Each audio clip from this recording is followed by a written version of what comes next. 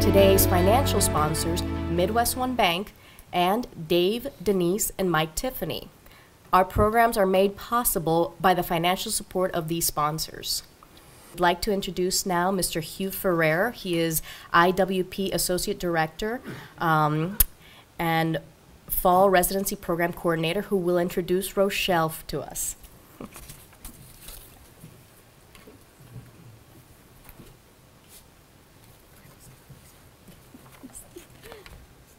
Well, thank you, Sandra. As many of you know, the International Writing Program, like the ICFRC, strives to foster international understanding. We conduct year-round programming in the U.S., online, and overseas, but our primary forum is the Distinguished Fall Residency Program, which brings writers from around the world to the University of Iowa campus for 11 weeks of writing, research, conversation, translation, public engagement, and barn dances.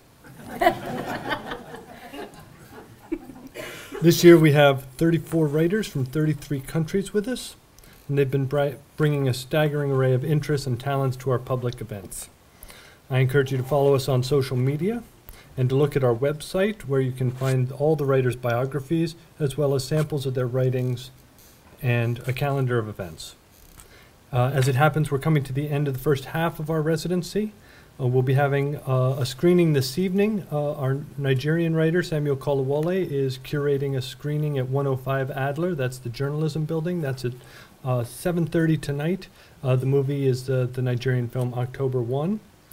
And then on Friday, we have two filmmakers with us this year. One is Paulin Lee from Cambodia, and the other is Biamba Sakia from Mongolia, both wonderful guys. And they're going to be screening their short films at 5 o'clock on Friday at the Becker Communications Building, the round building right next to the University Main Library. Then we'll be on hiatus for a week until the Iowa City Book Festival, which is October 1st through the 4th, and I hope you'll come out and see some of the many panels that the International Writing Program writers are going to be on, especially on Saturday, October 3rd. This afternoon, I'm pleased to introduce a marvelous poet, short story writer, and activist from Mumbai, India. Rochelle Potkar is the author of the story collection, The Arithmetic of Breasts and Other Stories, and her first poetry collection, My Song, Beneath the Sound, is due out this December. Her work has also been widely anthologized online and in print volumes. She's a member of the core team of Poetry Couture, a group that curates open mics and readings in cafes, libraries, and art galleries across India. She's the co-editor of Neesah magazine, has several short story projects, and though I forget the name of the film, is also a budding actress. Please join me in welcoming Rochelle Potkar.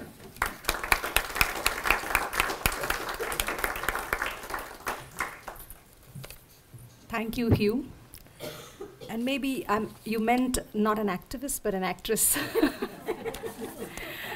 Good afternoon, everybody, and thank you, Sandra, for this. I would like to thank all of you for being here, and I'm very happy the meal is over, because the topic that we're going to be discussing today might not be so easy to digest. All right, I must start by saying this. I'm not a social worker, but a fiction writer and poet, and I must have been interested in children a long time before I became a mother. I was planning to write a novel on children someday soon, and so when I was presented with this opportunity by Hugh, it happened to be that day when a disturbing image was doing the rounds on the internet. It was of the 2-year-old dead boy on a Turkish beach. His name, Aylan Kurdi. The headline read, "Humanity washed ashore." To me, it wasn't the Syrian baby that I saw that day. It wasn't an immigrant baby. It was just a baby, and the image made me want to talk of children. Because I come from India, and because of my limited knowledge on the situation of children, I have collated some of it, and yet I know that grown-ups world over have to be accountable for its 2.2 billion children in the world today. The subject of child rights is so vast that I was not sure from where to begin. And as I sat flummoxed in front of my computer, I thought that a perpetrator of child abuse wouldn't think like me. They don't ask themselves whether they follow rules, norms, lines, be it the law of the land or the tick of conscience. So why am I thinking so much? So I've scanned reports from CRY, that is Child Rights and You, Human Rights Watch reports, International Labour Organization, World reports, and UN reports to present this to you. What is childhood associated with? Dreams, a toy, the mist in monsoon, the last ray of dawn before it swells yolk yellow. India is home to 430 million children, roughly 1 in 5 of all children under 18 in the world. But from the moment they are born, the challenges many of them face are staggering. At least 1.7 million children die before the age of 5 every year in India. Malnutrition means that almost half of those that survive are stunted and 43% are underweight.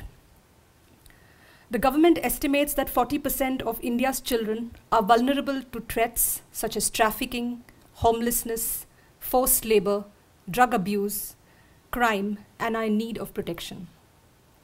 I will quote Frank Warren here, who says that it's the children the world almost breaks who grow up to save it. And this from Dalai Lama. Look at children. Of course they may quarrel, but generally speaking, they do not harbor ill feelings as much or as long as adults do. Most adults have the advantage of education over children. But what is the use of an education if they show a big smile while hiding negative feelings behind it? Children don't usually act in such a manner. If they feel angry with someone, they express it and then it is finished. They can still play with that same person the following day. Let's start with child labor. I must say that these photos they are just representational and they are not in direct connection with what I'm presenting, but these are all photos of child labor. The cases of child labor are too many, so I will pick a recent one that came to light in India when the police and the labor department officials rescued 400 children in a series of raids in the leather tanning and the plastic factories in Hyderabad. The children, mainly boys, hailed from India's Bihar, Uttar Pradesh and West Bengal states. These are India's poorest areas. These children were forced to work for 12 hours in a day without respite, in deplorable conditions, despite a nationwide ban on child labor. Many of the children were suffering from skin and other diseases as they were forced to work in unhygienic and unventilated dark rooms. Their employers would monitor them with video cameras, and any child who stopped working would be beaten. The police arrested 5 men accused of supplying children to the factory owners. They discovered a mafia had brought children from other states to work in hazardous industries. India has laws aimed at fighting child labor by making education compulsory up to the age of 14 and prohibiting their employment in hazardous occupations. But despite the laws, abject poverty still causes children to be pushed into work, with factory agents promising wages to their parents. These rescued children were now returned to their homes in special trains. There are numerous real-life stories, and the only other story I picked for this sharing is a story from Tara Projects, is of 10-year-old Amreen of Firozabad. Her entire family, including her, worked in a bangle-making factory. They were involved in various stages of the bangle-making process, from straightening and designing bangles with fire flames, to designing bangles on a grinder, to glass blowing and color with paints. She and the other children would be given a black chemical to put on bangles, and when it was baked, this chemical looked like gold. She was not sent to a school, but of course she did go in the evenings to this a center run by Tara Projects, where she learnt math, songs, Hindi, Urdu and English. The hazards of working in a glass factory range from bronchial asthma, watering of the eyes, skin irritation and diseases, tuberculosis from glass blowing, leg pain and back aches, and because of the long hours of work. The 2011 census found that 4.35 million children between the ages of 5 and 14 were employed across India. Indian statistics show that 80% of the working children are based in rural areas, and 3 out of the 4 of these children work in agriculture, as cultivators or in household industries, most of which are home-based employments. 1 in every 11 children in India is working. For the global statistics, the global number of children in child labor have declined, thankfully, to 1/3 since the year 2000. It's currently at 168 million children. And more than half of them, that is 85 million children, work in hazardous conditions.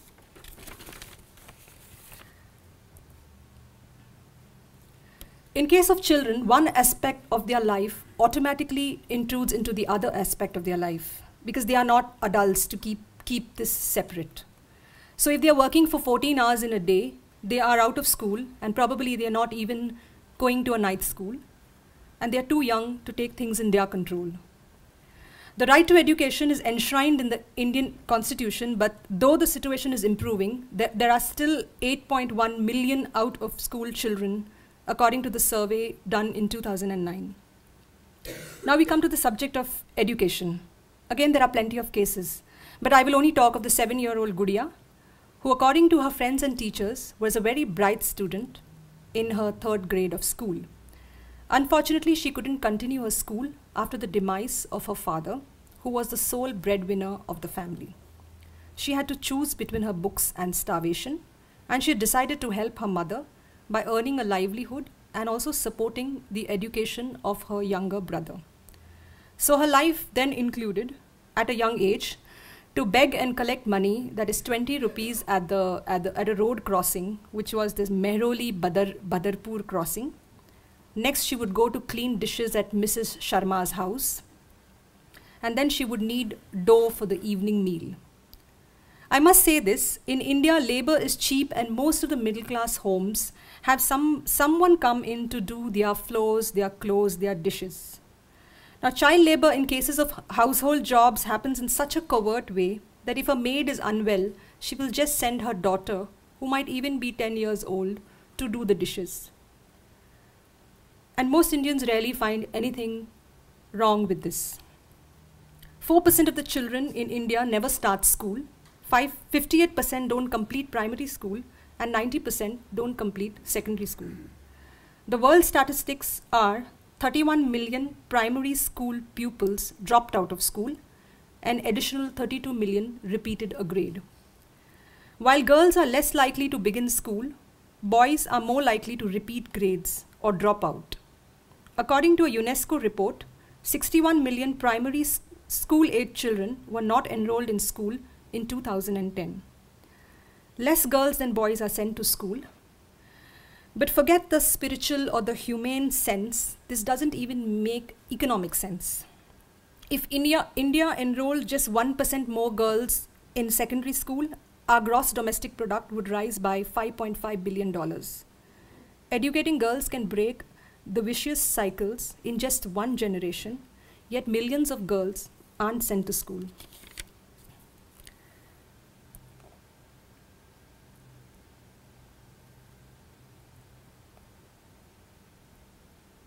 This is a picture of the children who get midday meal facility, which takes away the economic burden from their parents who don't have to pay fees because the schooling is free, and even the meals are free, so they don't have to worry about that. That is an incentive to send them to school. Child marriages. India has the highest number of child brides in the world. 47% of girls in India are married before their 18th birthday. Currently, only 60% of the births from these child brides are even registered. I'll share a Mahua's story with you. which is sent by my fiction writer friend John Matthew from Mumbai. Mahua was married when she was 9 to a boy who was 10. She hardly spoke a few words to her husband, who died a year later. She became a widow at the age of 10.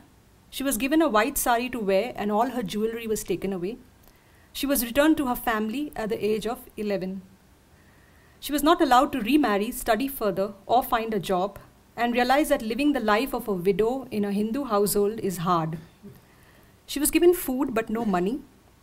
She couldn't attend weddings and other social functions as she was considered a bad omen, a bringer of bad luck. She holds on to her religious faith as the only source of hope. Mahua sings religious songs and reads the Gita and does household work like cleaning, sweeping, cooking. She has no position in society and her relatives ignore her, and she is resigned to living such a life hereafter. Child marriages still take place in some parts of India, in spite of cases like Mahua's. The Indian government has fixed the age of marriage for women at 18. However, this rule is ignored by some communities and child marriages are prevalent. This is also a sanctioned form of child sexual abuse that the people practicing it don't think about. The UNICEF report cited 720 million women around the world alive today were married before 18 years. This compared to 156 million male. 1/3 of these are in India, and this brings in issues of early and frequent pregnancies, which can have a devastating consequence on a girl's health. It encourages the initiation of sexual activity at an age when the girls' bodies are still developing and when they know little about their reproductive health. Child brides face higher risk of death in childbirth and are particularly vulnerable to pregnancy-related injuries. It is extremely difficult for child brides to assert their wishes and needs to their usually older husbands, particularly in negotiating safe sexual practices and the use of family planning methods. They also face pressure, social pressure, to prove their fertility. When a girl marries as a child, the health of her children suffer too. They have a greater risk of infant mortality, morbidity, and stillbirths, and newborn deaths are 50% higher in mothers younger than 20 years of age. The world statistics show that 1/3 of girls in developing countries are married before the age of 18, and 1 in 9 are married before the age of 15. If the present trend continues, 150 million girls will be married before their 18th birthday, and that's an average of 15 million girls each year in the world.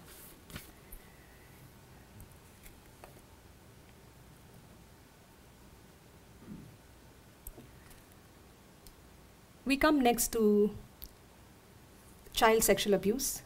When I was reading these reports, they were so disturbing that I had trouble picking the least nightmarish case, and even that is no less a nightmare. Children are sexually abused by relatives at home, by people in their neighborhood, at school and in residential facilities for orphans, and by other at-risk children. Most cases are not reported. Many are mistreated a second time by the criminal justice system that often does not want to hear or believe their accounts or take serious action against the perpetrators. I will talk of the case of a government residential facility for girls in Allahabad, the Shiv Kuti Shishu Griha. This was a home for girls between the ages of 6 and 12 years of age, and they faced sexual abuse by an employee for over 15 years, and it was only discovered by chance. Cases from homes in other states of India were studied, where alleged abusers were members of the staff, older children, and outside visitors, including police officers.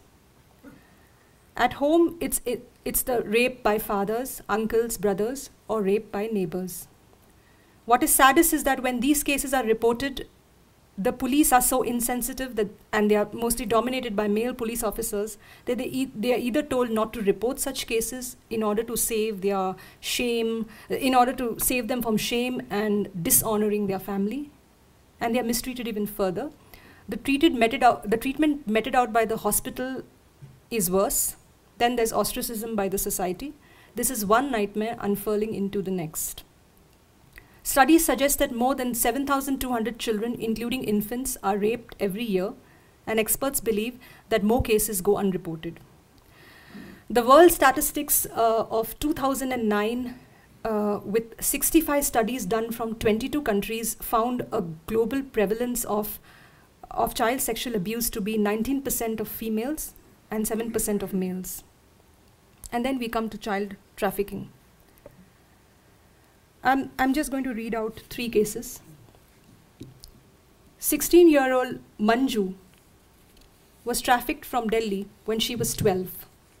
Manju's parents were daily wage laborers with 5 children, and they agreed to send the teenager to the city after a local agent told them that she could get a good job there. But instead, Manju was taken and sold to a much older man.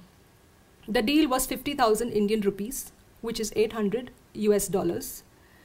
The deal had failed, and because of that, the agent demanded more money.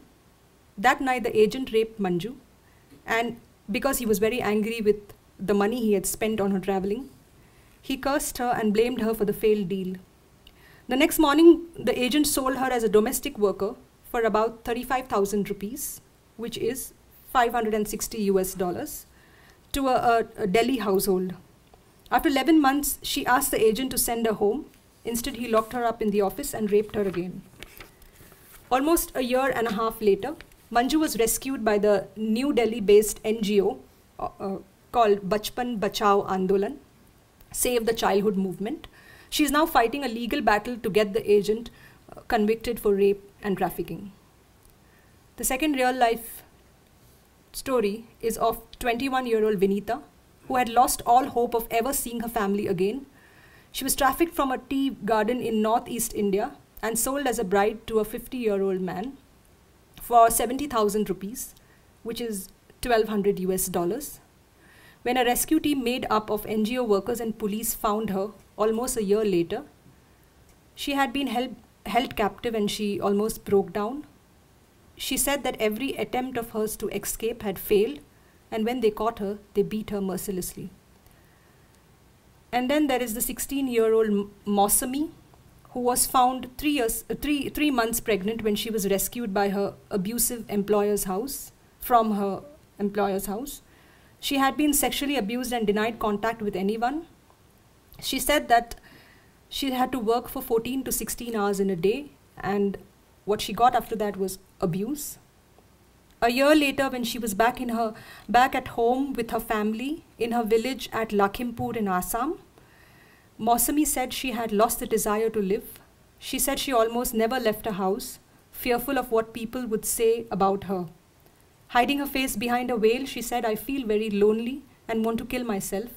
I guess that's the only way out of this misery." For these girls, recovering from the trauma of this horrific past is extremely difficult. Once back in their villages, the girls face silent discrimination from the societies and the villages they are in. Despite being that their rescue comes through huge struggle and a legal battle, the lack of government policies to uphold their fundamental rights, they face the danger of being victimized again. Though children constitute 1/3 of India's population, our country has repeatedly failed to uphold the rights of children and the situation of our children. It remains dismal at all the child rights relation indicators, that is education, nutrition, health, development, and protection. I would quote Tom Robbins from Still Life with Woodpecker, who says that it's never too late to have a happy childhood.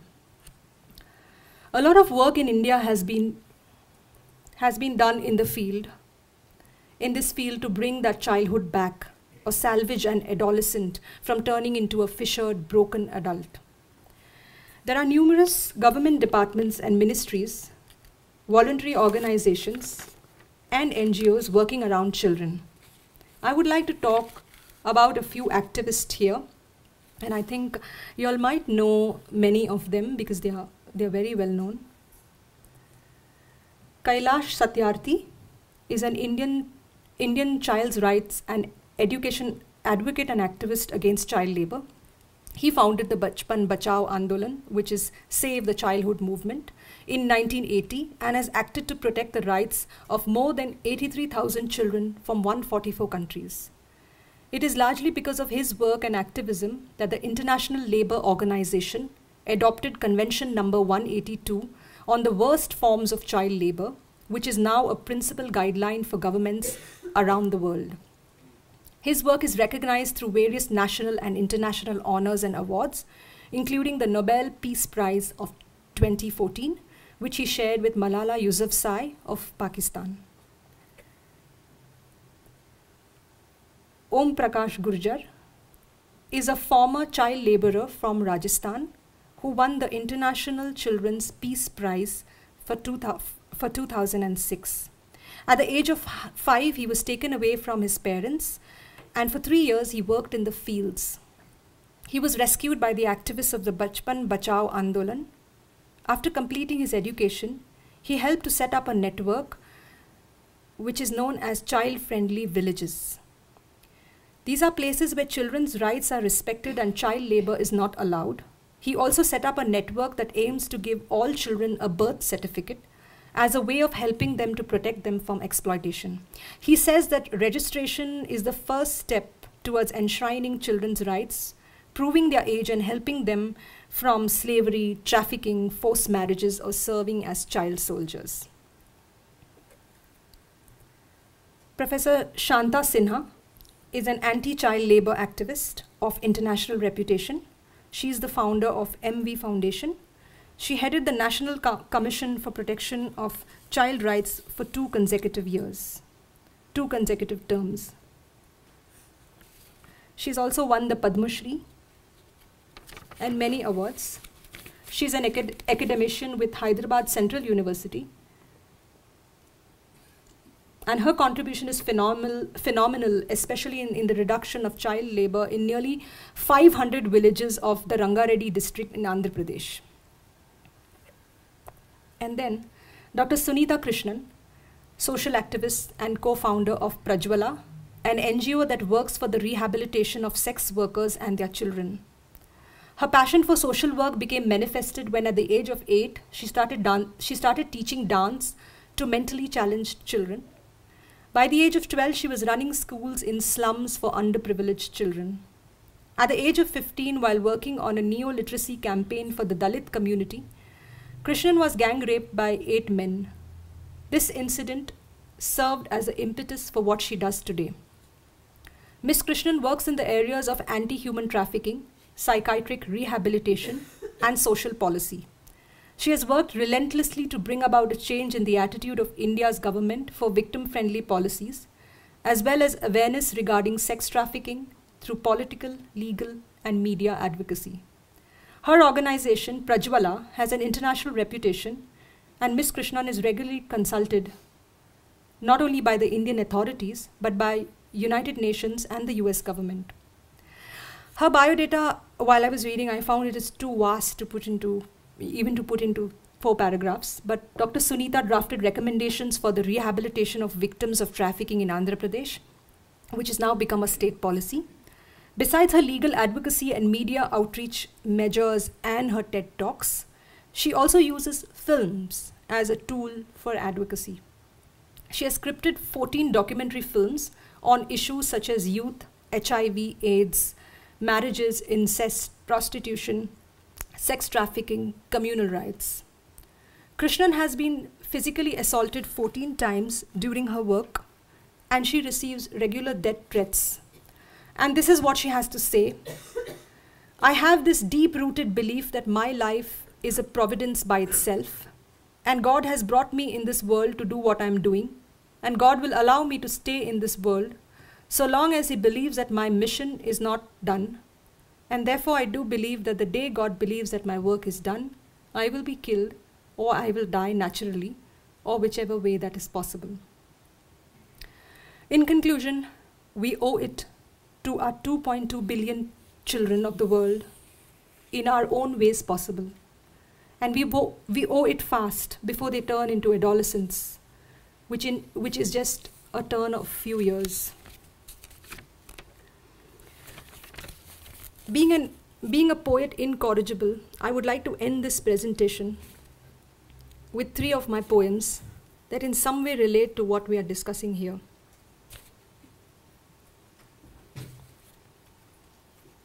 Timely. Don't pick a wilted flower. Even graves are dressed in fresh ones. Heart-beating petals over dead bone, and you ask me to wait. Have you ever seen a rose, red ripe and raw like wine? Does it wait its turn in the bouquet?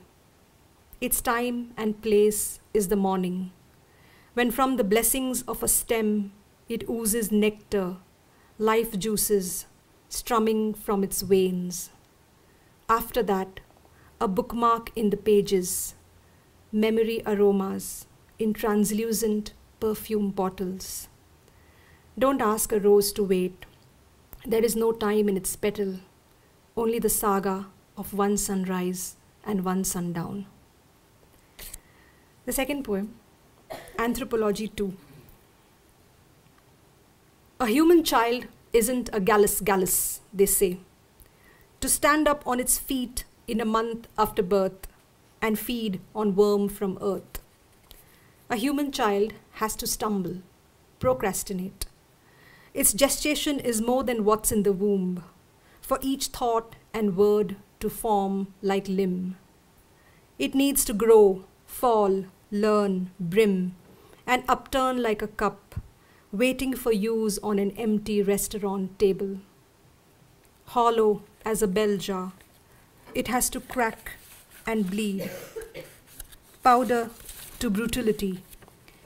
Be given 100 chances to err, 1,000 to forgive. And even when it grows up, the human child is still learning to unlearn, remembering to forget and re-remembering anew with new words. This childhood lasts until old age, in a long journey from self-love to self-hate to self-love. And only when this child achieves enough vulnerability, empathy, more than it can handle, it grows old. And an old human cries like a baby with the slightest of a kind touch. And the last poem, Rejoinder. On a late evening, a boy dressed in creased pajamas walks home with his mother.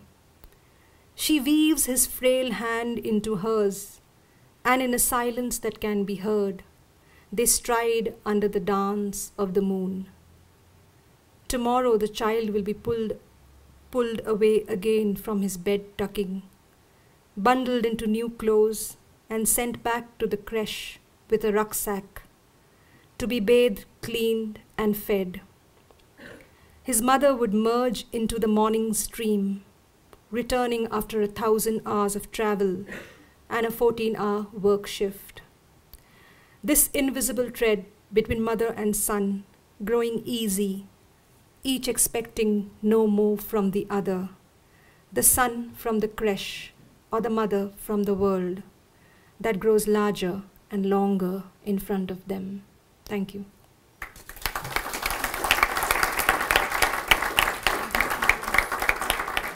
What solutions could be implemented and which ones most easily be put into effect? And how can the U.S. people help?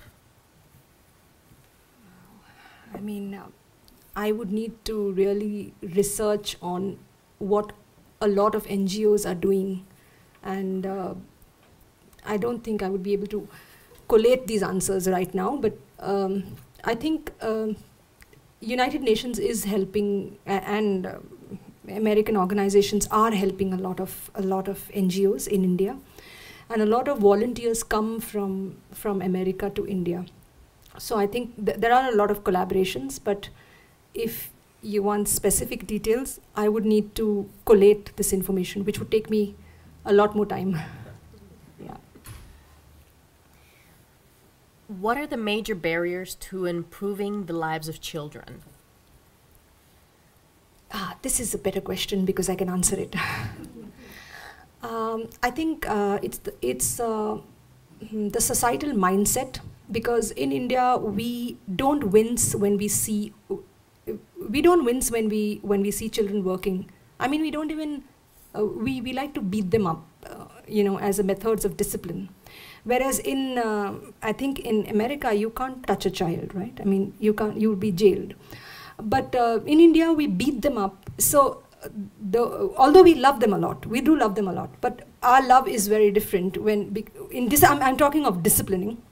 So even there we have different ways of different techniques of parenting. But I think generally talking about this subject of child abuse, it's the mindset of the society which is very closed. Like, no one really talks about incest, and people are coming out only now because of the social media, because of more articulation and assertion. But for very long, nobody knew what was going on, because it was just kept quiet and hushed, because the parameter that is attached to this is family dishonor. It is not about how fractured you are getting as an individual, but it is looked from the outside as family. Don't dishonor your family, so don't talk about this that's happened, just keep quiet.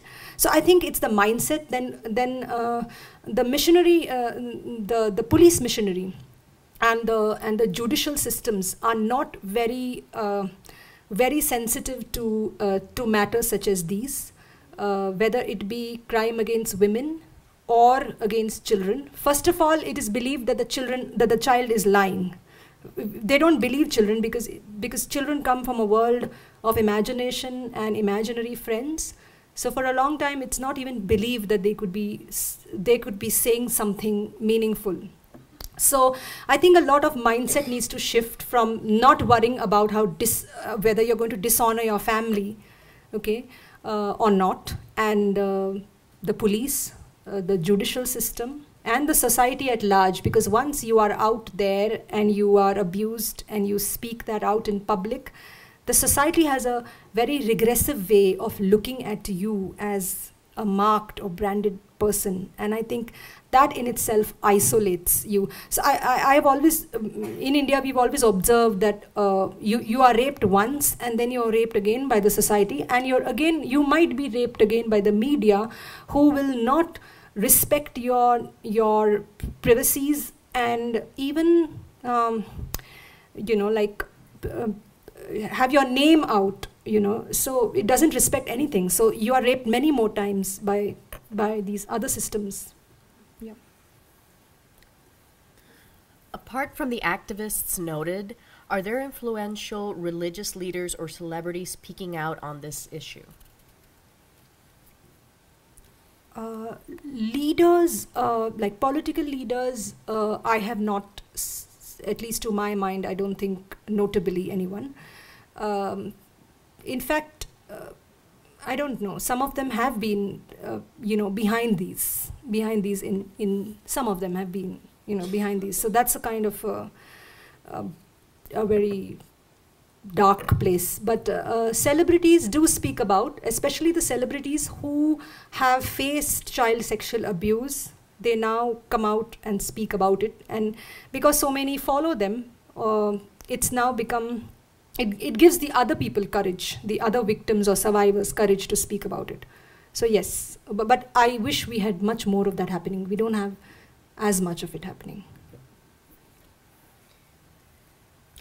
What is the rate of immigration from India to neighboring countries by children, or does such a thing never happen legally? Are there any statistics on illegal immigration to neighboring countries? Well, I don't have the statistics on paper, but there is a lot of trafficking going on with in the developing countries. I think from Nepal, India, and all the neighboring countries. The basic fact of the matter is that wherever there are families or neighborhoods that are poor and they have no fixed source of income, or whether they don't have, if they have farmlands and it's not doing well, they don't have fixed jobs, then these people are more likely to sell their children or hand their children over for some money which they need. That money is like the respite. So and the agents can do anything with the children. In fact, there's also something like not just buying them from parents and the parents sell them with good faith, but there's also something like a huge mafia of kidnapping where children have just disappeared and they have been found or traced later, many years later, working in factories in very, very deplorable conditions.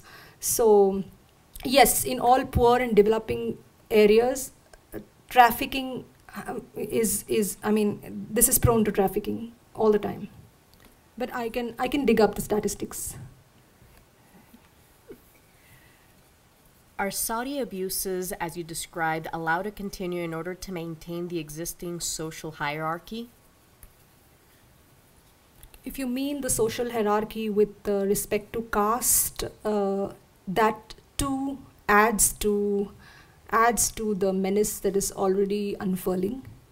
And in fact, it's even worse when, they say that there's a totem pole for even victims, the ones who might be abused in a city vis-a-vis one who might be abused in a rural area, the one who might be of a higher caste or well-connected, and maybe a Dalit who is of the lowest caste or other low castes we might not even hear about their cases. And so yes, in that sense, the more powerful get a voice and the other people are not heard. And a lot needs to be done about this, because that there in itself there's a discrimination of who gets heard and who gets covered in the papers, who is closer to the justice system and who's not. So yes, that social hierarchy is very prevalent, and the mindset is that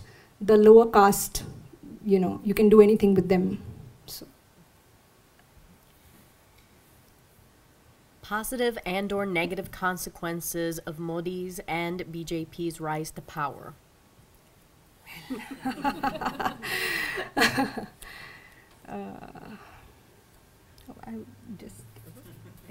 That's a very heavy question.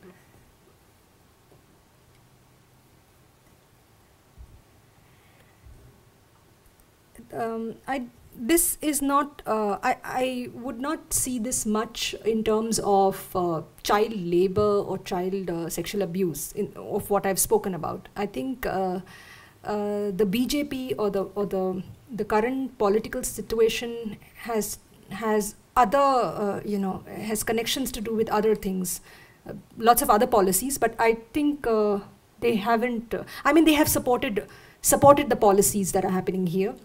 I've not heard of that. I've heard of other religious problems and conflicts and other sorts of things, but not here. So here we are. Our children are safe. All right.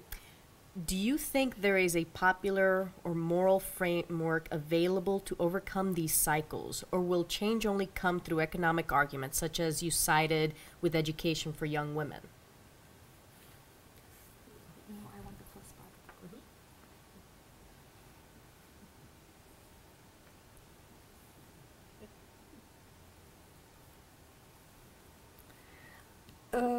I wish we could even drive this economic argument down. Because when parents sell their children or when they send their children, for some money, they do it for an economic reason. So sometimes that is exactly what will work for them, to tell them about the economics.